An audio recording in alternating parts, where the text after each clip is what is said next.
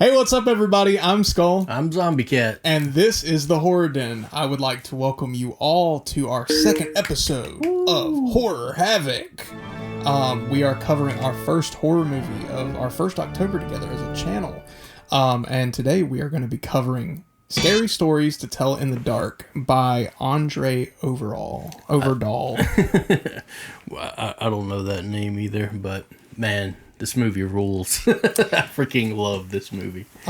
We've watched this movie quite a few times. I've watched it every Halloween since it came out, so yeah, and that says something. Last time we watched this was actually like right before we decided to do this channel. Not too long before, to be honest. Yeah, it hasn't been forever ago. No, this is a movie that I've probably touched base with at least like once a year, just like him. Gosh, we were fortunate enough. I'm sure you did too. I grew up with the books. I remember the first time seeing it was in like first or second grade. Somebody brought one to show and tell and was reading a story and seeing the artwork.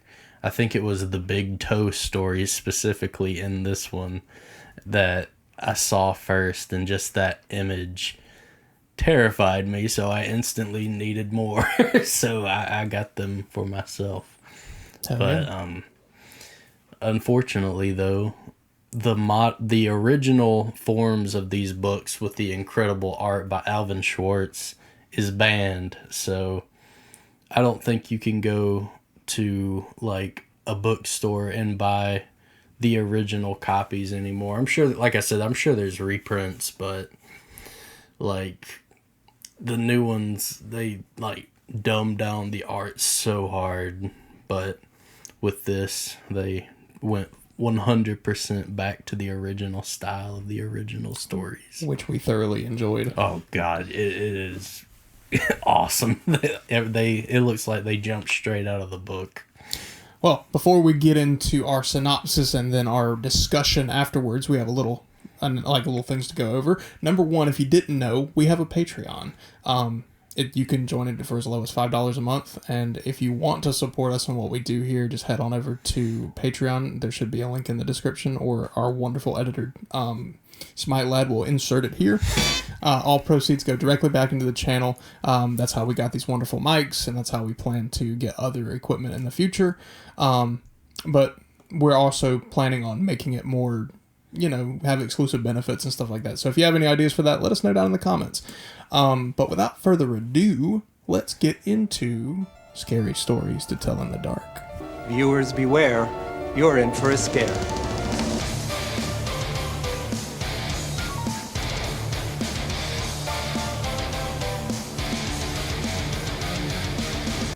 So our story begins in 1968 during Halloween. On Halloween Day. Yeah. And we are set during the Vietnam era, the Nixon era. I believe this was the day of the election, or a few days before the election. So we see a lot of that political heat going on throughout this small town. There's a jock who comes out of a store kind of like pumping his fist, excited to go kill some commies. It was Tommy. Yeah, Tommy.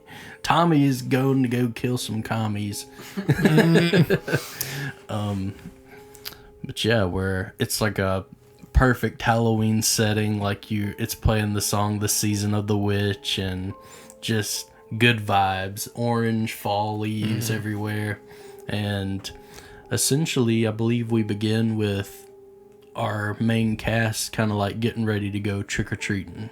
Yep. We meet our three of our four main cast members, which are Stella, Augie, and Chuck. They're all getting ready for their last Halloween as kids. Trick-or-treating together. We see Stella. She doesn't really want to go trick-or-treating. We see she's a huge horror fan with like all the Universal monster posters in her room and like literature and stuff like that, which is cool. I'm trying to remember. She didn't like. There's something with her dad. Like immediately, she has a connection with her dad. There's just like a weird ambient lingering energy of something's not quite right, which I'm glad it wasn't anything worse than what it was. Yeah. Thanks Stephen King for making us feel that way. But essentially, she says she doesn't want to go trick-or-treating while Chuck is fishing a turd out of his toilet bowl and convincing her to go trick-or-treating with them. They have a set of walkie-talkies, by the way. That's how they're communicating. Like Stranger Things style. Yeah. And meanwhile, after we get an introduction to these three characters, the scene kind of cuts over to a dark-skinned kid coming into town in his car, and we see Stella walk in front of him. It's a Mexican kid. Yeah. Well, I didn't know that when I first, at the very beginning. I didn't want to make assumptions. But we see him stop at a gas station. He gets harassed by a cop, making sure that he knows where he's going, I guess. I don't know. It's just following the harvest. Yeah, it's I don't know. You can tell that the cop had some thoughts. Yeah, this is, remember, in 68, so. Right. Different times. But it cuts back to the kids getting ready. We see Chuck, who wanted to be Spider-Man but is a man spider. It's really funny. His mom said, "The Lord provided." Yep. This is what the Lord provided. And he has a bag full of dirty laundry, and he has taken his poop that he got out of the toilet and put it in a bag. And we don't know what for. We assume it's pranks, but he told his friends to get eggs and TP and stuff like that. But also, his sister's getting ready for a big date. Her name is Ruth. Yeah, Ruth. She comes up a lot. But the kids go out trick-or-treating, and we see them walking down the street when, they're talking about Tommy, this guy named Tommy. Where's Tommy? And apparently every year Tommy has this thing where he harasses these kids, and we see him with steals their candy. Yeah, you see Tommy in the front seat with Ruth, his date, in the passenger side seat wanting to go to dinner, and two other jock friends in the back, and they try to steal the candy from Chuck, and they intentionally hold it out. Yeah, and they grab it, and it's like, oh, it smells, it's old man undies. And then they start backing up, I guess, to go beat up these kids, but Chuck has the upper hand. He takes out a lighter, lights the bag of poop on fire, and throws it into Tommy's lap. Oh, that's after they back up. You can't forget they egg his car, too. Yeah, they egg and TP his car. It's so awesome. But it's all topped off with the poo flung bag thrown through the window, and he's patting it out. Oh, and God. He wrecks the car. And so they get chased, pretty much. And then they make their way to the drive-in theater where Night of the Living Dead, the original, is being shown. In a drive-in theater. At the beginning, they hinted at it. I think there's a flyer. Yeah, he gets handed a flyer. Yeah, Ramon does. Which is the guy who came in town and got harassed by the cops. Yeah. But they hop into his car, and he's like, "What are you doing in my car?" And he's like, "We're trying to save our bacon, dude." And we see Tommy and the other guys walking around. Stella and Ramon start flirting, which makes me feel intensely uncomfortable. I just want to say, because isn't Ramon 18, 19 years old? Well, he's old enough to be drafted, so. So at least 18. Yeah. I mean, I know it's not meant to make you uncomfortable, but it just makes me uncomfortable. But I think the idea is they're all kids. Maybe he's younger. I don't know how it might have. You have to be 18 to be drafted, I'm pretty sure, even back then. I'm not sure. Oh, well, you could be 17, I think, if you had, guardian permission. That's what I've heard. I don't know. I mean, it doesn't matter. They're kids. They're all. They're They're kid, whatever. But the jocks find them in the car, and they start harassing, and Tommy's like, "You two, guy, get out of the car." And he's he just looks at him and says, "You smell like shit. Get away from my car." And the jocks get kind of shooed off by the guy because he's blocking the view of the drive-in. Everybody's screaming at him to get out of the way. Get in your car, down front. So at this time, because Tommy's being a jackass, we hear that Stella's mom apparently ran off at some point, and she gets upset and sits on the front of the car, and we kind of get some backstory from the guys in the back, Augie and Chuck. And they're doing this in a very insensitive way of not being harmful, but they're saying things. It's just comes off meaner than it actually is. Right. But to cheer herself up, she recommends that they go visit the old Bellows house, which is an abandoned house that was found built by one of the founding families of the city. It's a popular like haunted house spot that kids Yeah. go to. And apparently, like, this family owned a paper mill at some point that eventually closed down. So they go, they break in the lock using a pin that belongs to Chuck that has like a pin-up woman on it, and he calls it Lola, which I think is also weird because I don't know if the song Lola was out by then, but I wonder if that is the cause, if the character of Chuck knew what that song was talking about. Because but it's one of those pins you hold upside down and she undresses. I didn't even notice that part. But Yeah, they hold it upside down and it takes all her clothes off. Anyway, so Ramon like breaks Lola kind of. He's like, Lola! So they break into the house and they all kind of split off in different directions. Except Ramon and Stella, they kind of stick together. And they find this hidden room behind a bookcase. And they make their way down into the basement, and they find Sarah Bellows' room. So the whole story of Sarah Bellows is that if you go to this house at night and you ask her to tell you a story, it'll be the last story you ever hear. That's kind of like the myth around this place, and that's what Stella's kind of obsessed with. Also, the writing is in children's blood. Yeah, supposedly. Which, spoiler alert, it is. We are, now all the kids are down in the basement after this thing, and Stella calls for them to come down there, and they start hearing some stuff, and they start trying to go upstairs when the door shuts. Turns out that Tommy has followed them back to the Bellows house and has locked them in the basement.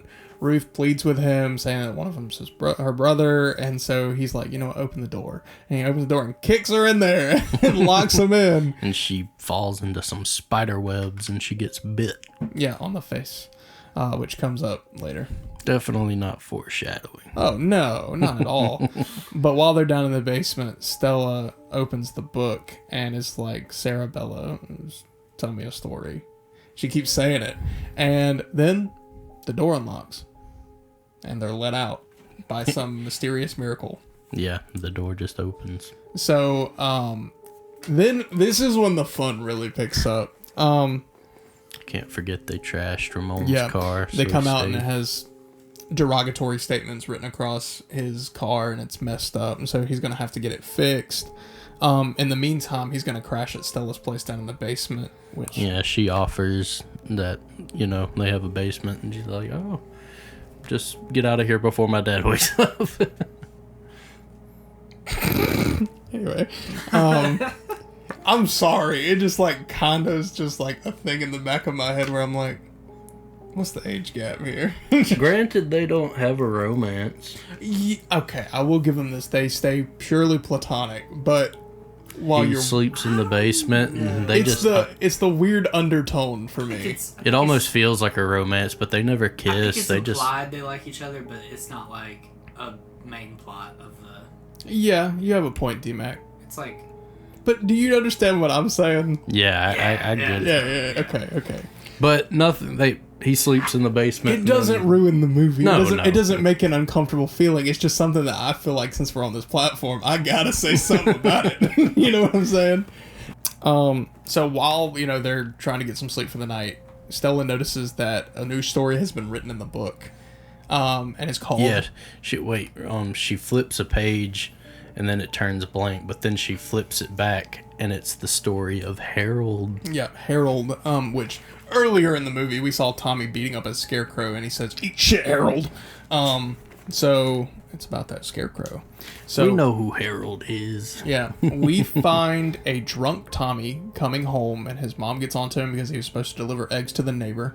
And so she's like, you got to do it right now. And so he cuts through the cornfield to go to his neighbor's house, and we see Harold on his stick as earlier. It's a creepy looking scarecrow. Oh, it's terrifying. He's also getting covered in like cockroaches. Like they're crawling through his eyes and mouth. Like, but he walks past him saying, "Eat shit, Harold," and walks further in, and then he comes upon Harold again.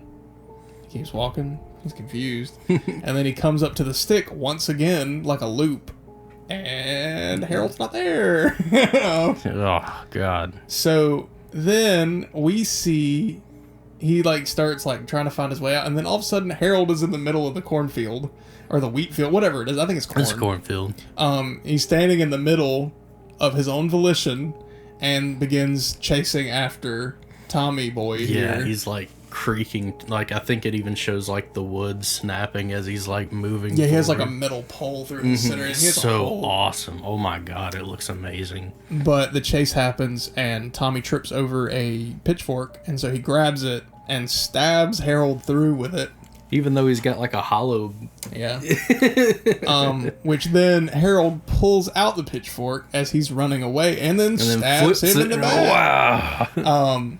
And however, what we get is worse than blood. no blood, just hay.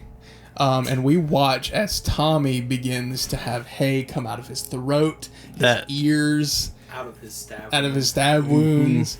And then we cut to black. We cut to the next day. Yeah, like the scene with him choking on the hay, like he's like just trying to pull it out of his mouth. It's like that, and it's coming out of his ears too. He's just pulling it. He can't get it. Oh god.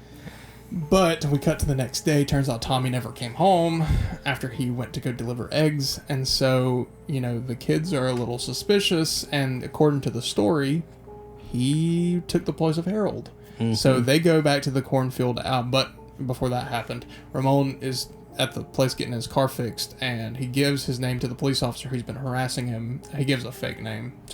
I think he gives him the right first name, wrong last Ramon. name. Ramon Rodriguez is what he calls himself. Anyway, so we cut to the cornfield. They go to the cornfield where Harold is, and they find Harold. But he is wearing the clothes that Tommy was wearing the night before. No, it's Tommy. Yeah, Tommy the Scarecrow. Eat shit, Tommy.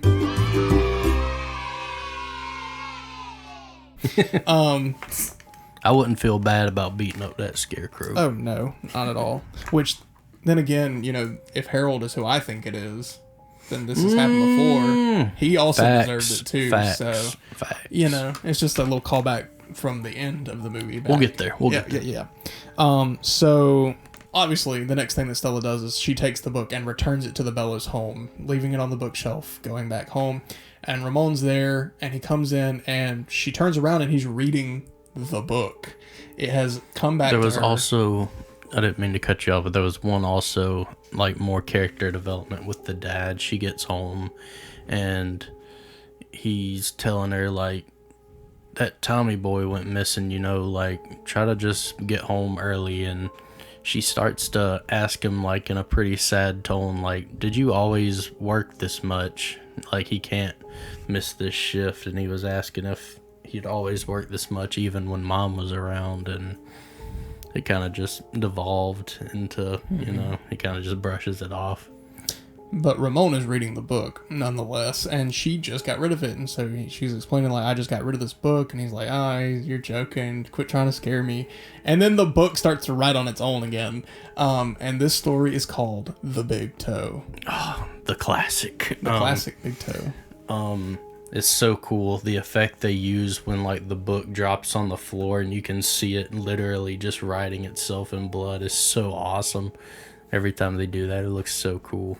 But it cuts to our friend Augie, whose parents are out traveling for the weekend, or one step parent, out traveling for the weekend, and he's like, you should have got me groceries, like, you know, give me some food at least. And he finds a stew pot in the fridge. On the phone, she's like, I didn't make stew. He's like, somebody made it. Somebody did. And so he takes the stew out while he's getting yelled at by Stella over the thing to not eat anything, because the book is saying that there is a toe in the stew and he's going to eat it, and there's going to be a corpse that's going to say who stole my big toe and is going to come after him. He doesn't believe it, and then he takes a bite of the stew, and there's a giant rotted toe coming out of his mouth. Well, for a while he's like messing with the idea of like, you're just fooling with me and stuff like that. He's like, nobody's saying anything, and he kind of just like shuts her up and throws the radio to the side, and he takes another bite, and then it's the toe. Yeah, there's the toe. It's like, oh god. So, the build up to it so good. Like, you see it slowly rise to the top, and he freaks out, knocks the stew pot over, and we see an eyeball in there too. It's really gross. But then there's this really cool effect where it's like, you know, it's like Stella over the Yeah, because he believes her now. yeah, he believes her now, says the same line where it's like, "Who stole my big toe?" But right before she says it, the whole audio cuts, and then we hear a raspy corpse woman speak, saying, "Where is my big toe? Who stole my big toe?" And it's So really creepy. good. But he's like, "Guys, I figured it out," and so he hides in his bedroom as we see the corpse of the woman appear. And You get to see it walk down the hallway. It looks so good. All the effects in this movie are awesome. very little CGI, I would say. But the corpse comes to his bedroom, which doesn't lock. Which, okay, I know you can't see this, but this door to our right doesn't. It's one of the old school doors that doesn't have a lock on it. So it's the same kind of door. So he hides underneath the bed, and we see the door open. And he's like, well, he has his eyes closed, and he opens them, and nothing's there. So he starts looking around, doesn't see anything. He begins to crawl out and like look over the top on his bed. Nothing's there. Yeah. He's laying flat on his back, and then all of a sudden he gets yanked under, and we see the corpse like, "Who stole my bag?" Which screams at him, but He physically jumped. I saw it. hell yeah. It was a good jump scare. I mean, I knew it was coming though. I didn't remember the build-up being that long. Yeah, it was a really good build up. It was like fake out, fake out, fake out. out. Oh, there it goes. I also like the detail when she was walking down the hall. It cut to her foot, and you could see her toe like completely. Missing. Yep. And he gets pulled beyond the walls, scratching the hardwood floor as he goes, leaving grooves, and he gets sucked into the darkness beyond the wall. And right as soon as that happens, Stella and Ramon run in, they move the bed, and they see the scratch marks leading to the wall before disappearing, which is really cool. So Augie is no more, as far as we know. So that, like, right after this happens, I think it might be the next morning or something, but the kids meet over at the empty drive-in. Ramon, Stella, and then Chuck and Ruth, his sister, they meet up, and they kind of devolve into an argument about, is this true? Ruth doesn't believe them. And a great line that Stella says is that you don't read the book reads you, which comes up even more now that it's said. Which is so cool because it's like digging into their personal fears, because the whole time, like Augie, for example, he's like, what's in that food? What's in that food? Kind of like that. So it's like playing to your fears, but they match those fears to the stories from the original book, which is so genius. I didn't catch that. Yeah. I didn't catch that, like, of course, his downfall would be something he ate after all the crap he's been giving people this whole time about eating stuff. Yeah, anytime somebody would eat candy, he's like, what's in that thing? Yep. But Ruth doesn't believe any word of it. She storms off, and she's like, "You're just pranking me. I have a musical to go get ready for. I'm gone." So they do what any logical person at this point would do. They try to set the book on fire, and it doesn't burn. No. So they decide to go research the Bellows, and they find out that all the Bellows family members have a story in the book, which is really cool. And as they're figuring this out, they see a new story pop up called The Red Spot. It's hilarious. Chuck, while reading articles, was eating French fries, and he dropped some ketchup on his shirt. He's like, "It's the red spot!" It's the red spot. And there was something else too.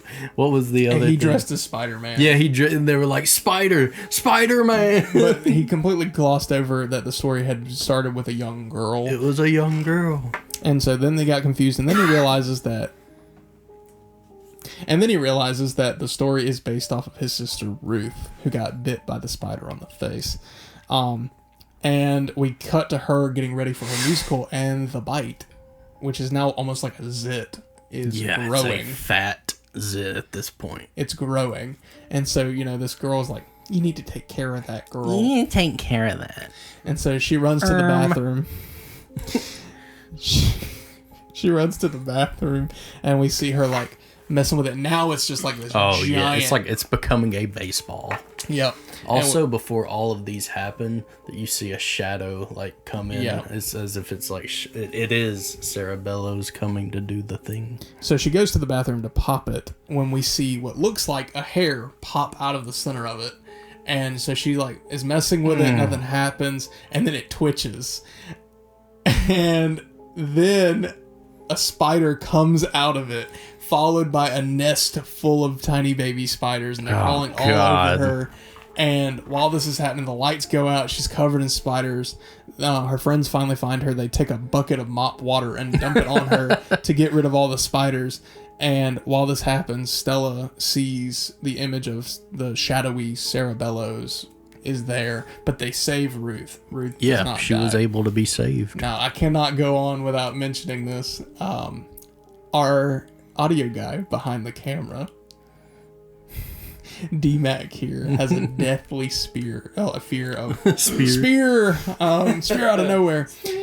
Has a deathly fear of spiders. Yeah. And we did not warn him about this scene at all. No. They told me there was a scene that I would especially like, and they didn't say what it'd be. I was excited to see it. And I did like it. It was a great scene. But, yeah, I hate spiders. It's my biggest and most irrational fear. I have no real reason to be afraid of them, other than the fact that they're just creepy. They're just so creepy. I don't know what it is, man. They're And so imagine creepy. a nest of them inside of your face moving around. Yeah, as someone who's scared of spiders, the worst idea is that they're living inside you in any capacity. Is any bug in general. That's always been something that's creeped me out. But like for me, it's roaches. Yeah. And for me, it's bees and wasps. I can't stand them. Yeah. Like I just, if I see them, I can't unsee them. And if it gets so bad, I will literally go inside. Like it's just there's no contest. I can tolerate like every bug, but a spider, that will always. And I don't think I'll ever fully get over my fear. I go like primal caveman mode when I feel a spider web or when I see spear. Yeah, dude. Oh, You go God. full on caveman SpongeBob. Yeah, it's terrible. It's the worst. But Anyway, moving on. We just wanted to add a little thing in there about that. So now that she has been saved, she is officially cracked. Like I think she gets shipped off to a hospital, but we don't find that out till later. So they uncovered some stuff during their research about a little girl at the time named Lulu Baptiste. So she's still alive, and they go visit her. And apparently, we find out through elderly her that she gave the book to Sarah to write in, and she said that what is the driving force behind this is all rage. That she shouldn't have taken the book. That she's mad because she took the book. And so, in order to find out more, they decide that they have to go to the hospital and find Sarah Bellows' records, because Lulu tells them that she died at the hospital, not the house, which was originally stated earlier in the movie. The legend is that she offed herself using her own hair at her house, but turns out she died at the hospital. And also, I believe Chuck had a dream. Yeah, like a nightmare dream he mentions it about a hospital and a red room and a pale lady telling him to run, you know. So they go there, they sneak in because it's a waiting list to go see the red room, which is mentioned in his dream. And so he's like, no, I'm not going there. No, I'm staying right here in the hallway. Which ends up being... Yep. Because it's not really red. It's just called the red room. So they go to the room with all the records, and, you know, Chuck has been warned in dreams. We've already told you about this. He decides to go to this elevator. He goes up to the roof. He walks across to this other wing, and then starts getting chased by orderlies that... Damn. He gets chased by orderlies that find him out. And then we cut back to the others in the red rooms that they find Sarah's records. And it turns out that her brother Ephraim, which is also included in one of the stories, was her head doctor. And apparently was torturing her. And they find this wax cylinder, which basically is like vinyl records before vinyl records. And they play it, and it's a conversation between Ephraim and her, and it's revealed that she never killed those kids, that it was actually because the paper mill was actually putting mercury in the water. Yeah, it was poisoning. Yeah, and so she got the blame pinned on her for it. And then, you know, he's like, tell the truth, Sarah. And he's like, I will tell you what you want to know. After being electroshock therapied. And then she starts to recite the story of the Red Room and of Chuck being chased by the pale woman. And they set off the alarm in the building, turning everything red. Yeah, all the lights go out except So this red light. by trying to avoid his demise, he caused it. Yep. So, now that the hospital is in full meltdown, all the lights have been cut out, replaced with red lights in the hallway, reminding Chuck of his horror-filled nightmare. And he decides, like any normal person, to run. But blocking his way is the Dream Lady, who is my favorite drawing in all the scary stories to tell in the dark books. I don't know what it is. I think it's the smile mixed with the hair. Mm-hmm. It's so alien almost. It's so creepy. And once again, looks like she jumped right out the pages. Like, it looks amazing.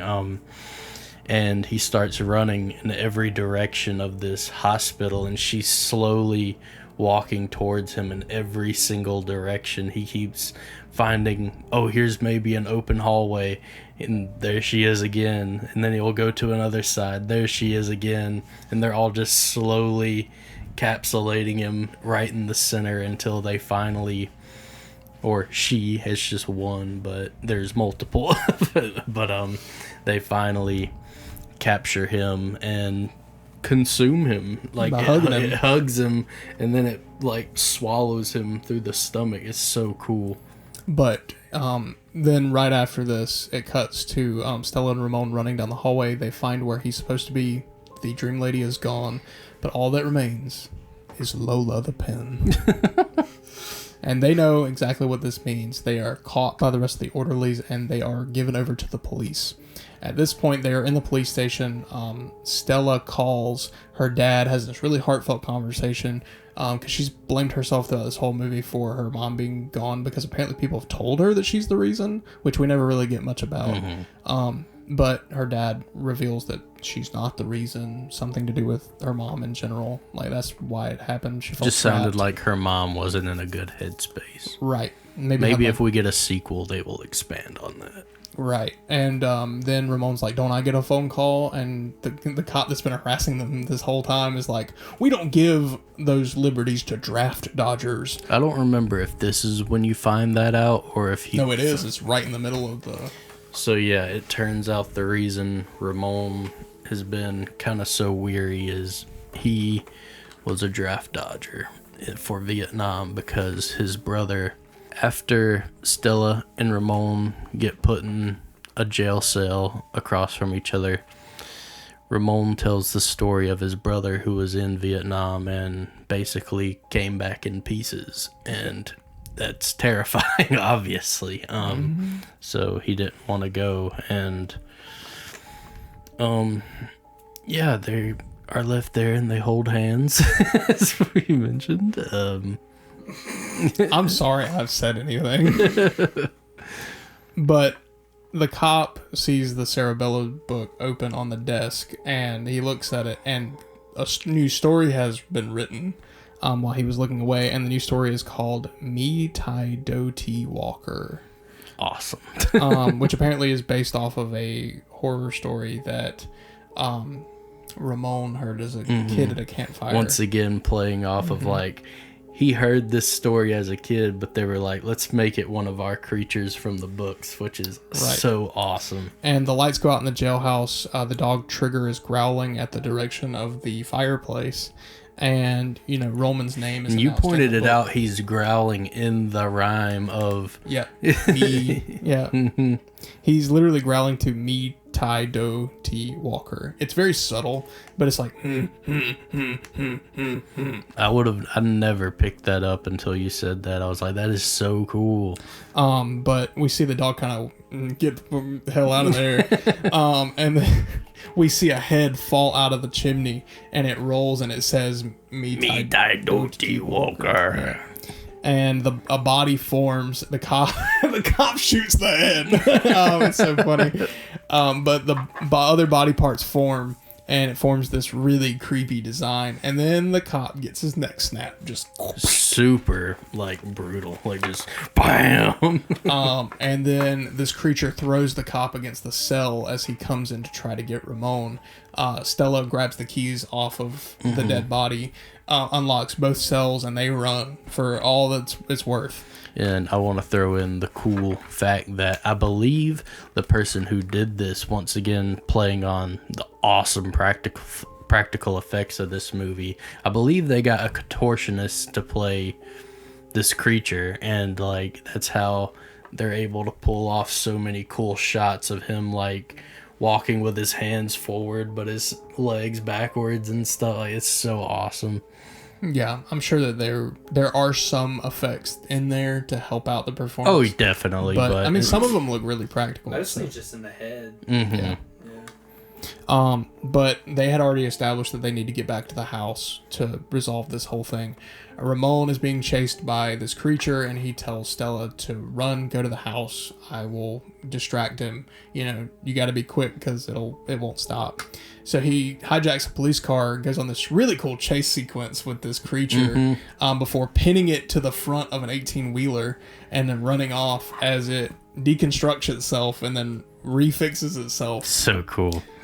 So Stella goes to the Cerebello's house, and Ramon is quickly in tow. But while Stella's there with the book, she's about to go up the stairs when all of a sudden she's in the same house but back in time. Which becomes a pretty sad scene, to be honest. Like, it's scary, but it's like sad.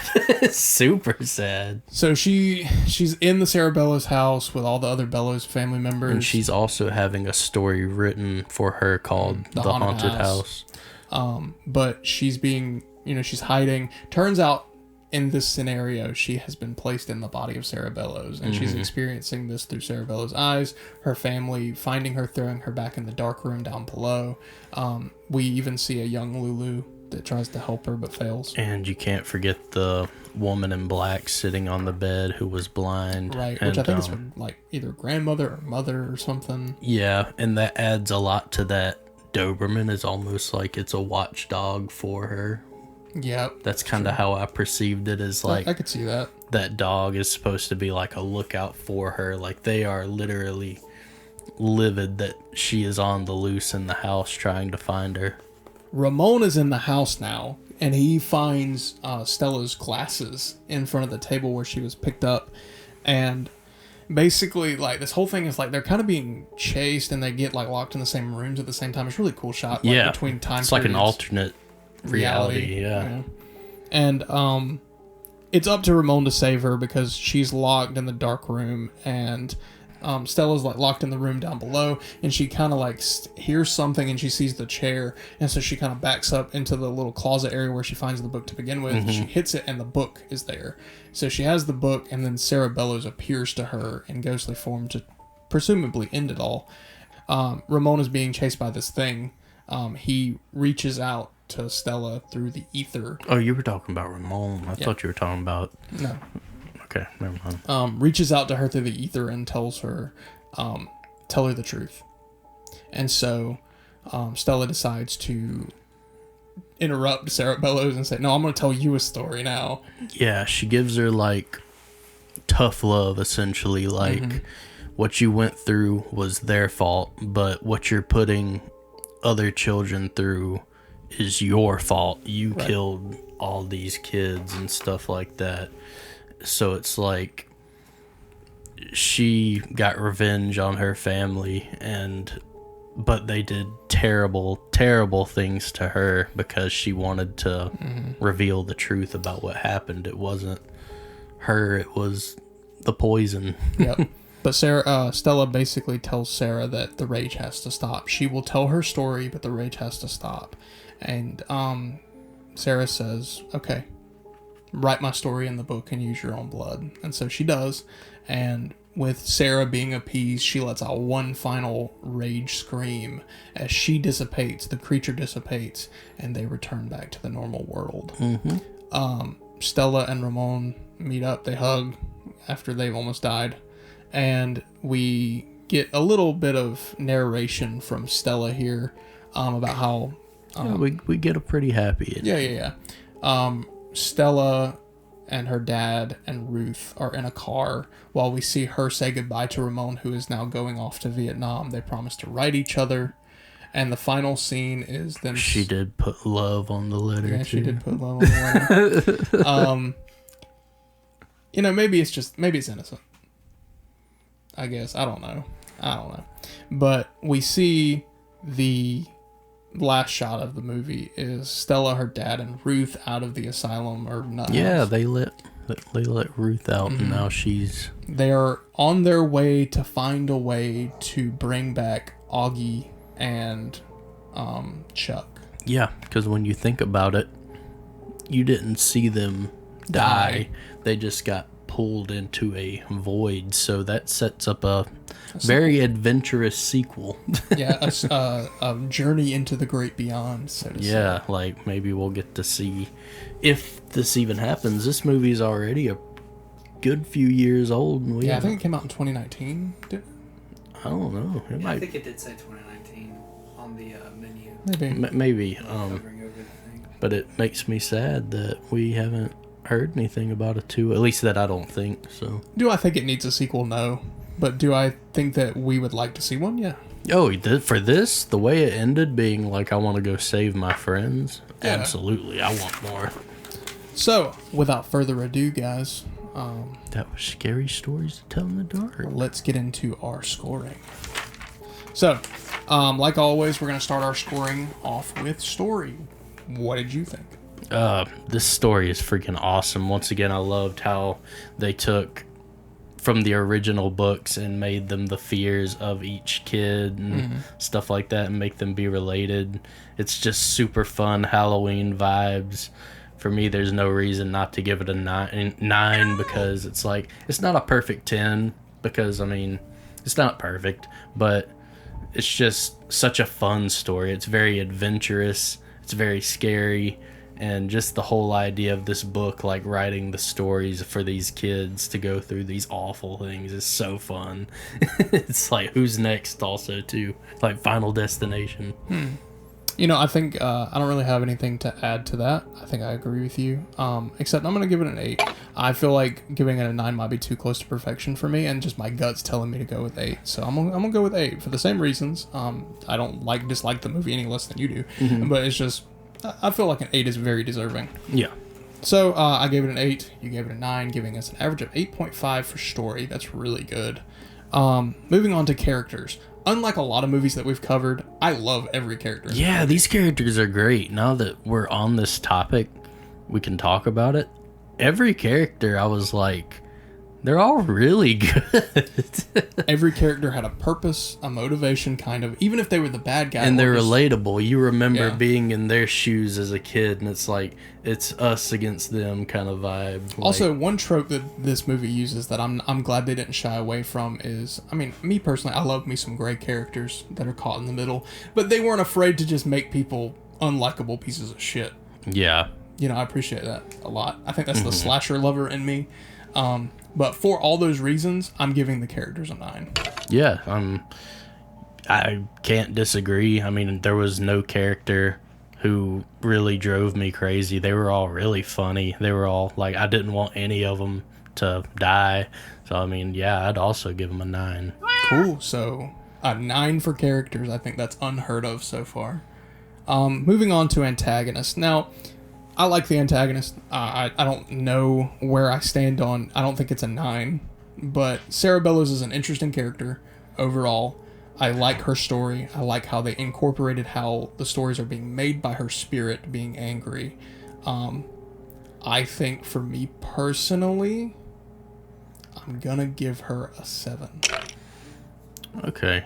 I'm a little biased because I grew up with all these monsters, so it's like I'm counting Sarah and her stories as the antagonist. So for me, I at least gotta pump it up to an 8 because, God, the monsters are just timeless. They are literally timeless. And once again, it is a shame that a new generation of kids won't have that experience because the beautiful world of shield your kids from everything.